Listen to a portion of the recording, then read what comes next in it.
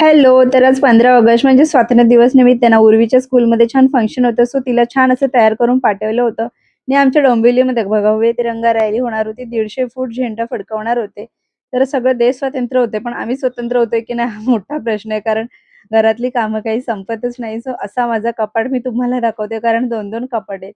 पण कपड्यांचा कधी बघावं तेव्हा पसारा होतच असतो. आधी तर उर्वीचा वाटायचा, आता दिवसेंदिवस ना माझा सुद्धा असा पसारा होता आणि घरी असा पसारा जेव्हा असेल ना, मग तो कपाटात असू दे किंवा अजून कुठे, तर मला काहीच सुचत नाही. सो म्हटलं आज पुन्हा आपण एकदा कपाट लावूयात. कपाट लावणं हा माझा महिन्यातून किंवा 2-3 आठवड्याने हा कार्यक्रम चालूच असतो. तर आज म्हटलं तुमच्यासोबत शेअर करूयात. तर हे साड्यांसाठी ना मी 2 ऑर्गनायझर सुद्धा वापरले होते. आता मी कपाटामध्ये ना काय मोठे-मोठे ऑर्गनायझर वापरत नाहीये. फक्त साड्यांसाठी वापरले होते. पण सध्या ना मला ते अनयुजफुल वाटते, कारण त्याच्यामुळे जागा फक्त जाते, पण साड्या काही नीट राहतच नाहीयेत. 2 ऑर्गनायझर आहेत, पण तरी पण माझ्या काही साड्या ना ऑर्गनायझरच्या बाहेरच आहेत, कपाटात इकडे-तिकडे फिरलेल्याच असतात.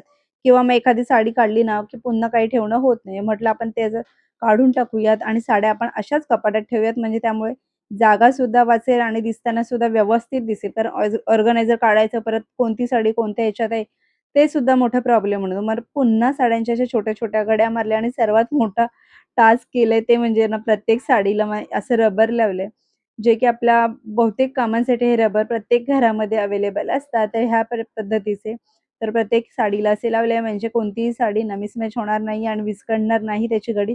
सो त्यामुळे हे मला सुचले आणि हे केलं, त्यामुळे तुम्हाला दाखवते. आणि एवढी सगळी कामं झाली तरी उर्वीची काही झोप झालेली नाहीये. सो माझं हे छान साड्या आवरून झालंय. बाकी साड्या अजून बॅगेत सुद्धा आहेत आणि काही साड्या तर मी गावीच ठेवल्यात. फक्त आता हे कपाटात लावायचंय आणि बाकी जो काही उरलेला पसारा आहे ना, तो सुद्धा त्या कपाटातला नीट करणार आहे. सो असं आजचा सर्वात मोठा टास्क माझा होता. हे सगळं लावल्यावर इतकं छान वाटतंय ना. ज्या 2 सेक्शनमध्ये ह्या माझ्या साड्या राहत होत्या, त्या आता एका सेक्शनला खूपच छान राहिल्या आणि बाकी सगळं मी आवरून एक एक सेक्शन असंच रिकामं राहिलंय, त्यामुळे इतकं बरं वाटतंय. आणि त्यानंतर ना संध्याकाळी आम्ही थोडं शॉपिंगला गेलो. आता म्हटलं एक सेक्शन रिकामा आहे, तो तर भरला गेलाच पाहिजे, असं काही नाहीये. आता गौरी गणपती, रक्षाबंधन जवळ येते, तर थोडीफार शॉपिंग करायची होती म्हणून आम्ही बाहेर गेलो आणि येताना छान अशी पावभाजी सुद्धा खाल्ली. आता ये ना बरंच काय-काय तोरण वगैरे मार्केटला आलंय, तर बरंच काय-काय बघत होते, कारण गोकुळाष्टमी सुद्धा येते. त्यासाठी सुद्धा मला बरंच काय-काय घ्यायचं होतं. सो थोडंफार फिरलो आणि मग आता घरी आलो आणि थोडी शॉपिंग झालेली आहे. अजून आई-बाबा आले की आमची पुन्हा खरेदी ही होणारच आहे. सो असा आजचा दिवस छान गेला आणि घरी आल्या-आल्या बघा उर्वीचे लगेच बॉक्सेस ओपन करून झाले. तिच्यासाठी सुद्धा छान ड्रेस घेतला होता.